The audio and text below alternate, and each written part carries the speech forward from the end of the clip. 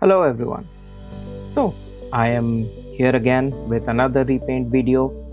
This time it is Glitter and Glamorous Nefeltari Vivi figure, which was released quite a while ago.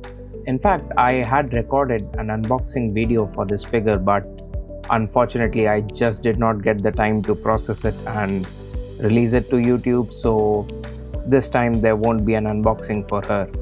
But I'll tell you what my thoughts about this figure were. I mean, actually it's a nice and simplistic figure. I would say that not simplistic, I would say that it looks very simple. From a distance it looks very minimalistic, if that is the right, I don't know if that is the right word to use, but it has a nice and simple appearance from a distance. It's not very complicated. There are not as many complicated things on it to, I don't know how to say it. It does not have too many things to attract your attention. So it's a simple looking figure, and yeah, that is something that made me want to paint it initially, and that is why I bought this figure. I did end up making some modifications to the figure just to play around with folds in clothes. I wanted to test how, if I can recreate them and if I can create certain effects with them, which was actually a nice experience. I enjoyed it. Other than that, the painting itself was quite normal. I would say it was quite simple. The painting did not, I would say it did not take as much time. In fact, this painting should not have taken as much time as it took, because I think a few days of painting and then I wasn't able to do it again. For like some time I had to take a break and then paint again. So ideally this kind of painting should not take as much time, because there was not as much to paint, and that is one thing that attracted me to this figure, because it had less parts to paint, and when the parts are less you can focus more on each individual part and kind of makes it fun, especially if you are someone like me who wants to finish figures quickly. Like, you can't stop yourself from painting quicker, and when there are too many parts, that kind of messes me up, because it takes a lot more patience than usual, and I am still working on getting used to things like that. But yeah, so a simple painting, I would recommend this figure. It's really nice. Other than that, the painting process was relatively similar. Skin toning done with the airbrush, the base tone, and then go in with the details.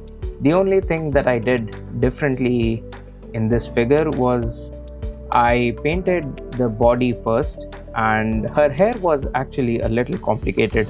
By that I mean it was the sculpting of the hair, the way it was done, and the parts that were created basically. So I realized that if I wanted to paint the highlights on the hair, I would not be able to do it with the parts detached, because it was just difficult to grip the thing. So I decided to just change up the process a little bit. I decided to paint the figure first, everything other than the hair, and then go in with the details. And once the detailing was done, I decided to stick the hair and then continue with the painting. So that way it wouldn't interfere with the detailing work, and at the same time I'd be able to make sure that I get as much detail in the hair that I want. So yeah, that is the only thing I did differently this time. Other than that, yeah, the gold effect is, I would say, in general it's not that easy for me, because I don't do it very often, but I believe it turned out looking quite good, especially the contrast it creates with her dress.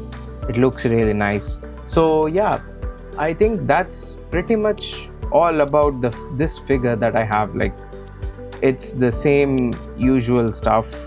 If you want any details, you can ask me in the comments, and maybe I'll try to elaborate a little more.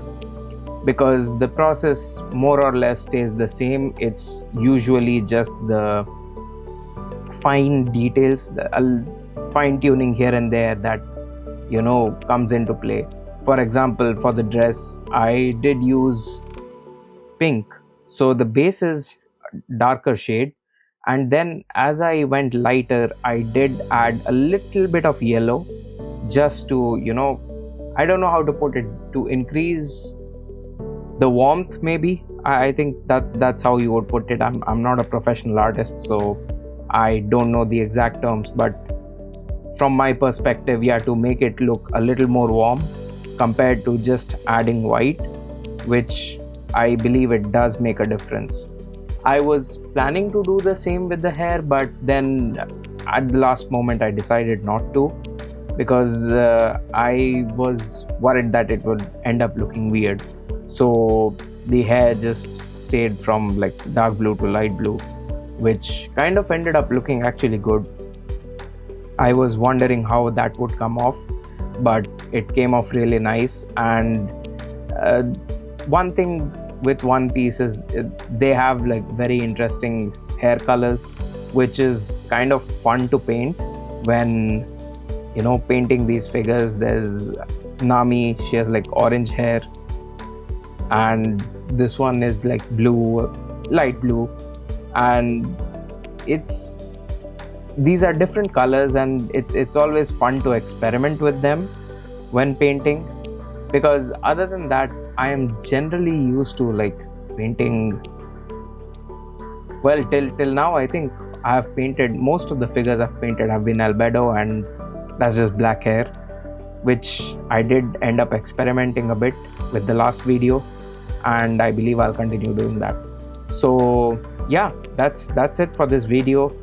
If you like it, leave a like. If you have any questions, leave a comment. I will make sure that I answer it. And yeah, till the next video, see you then. Bye bye.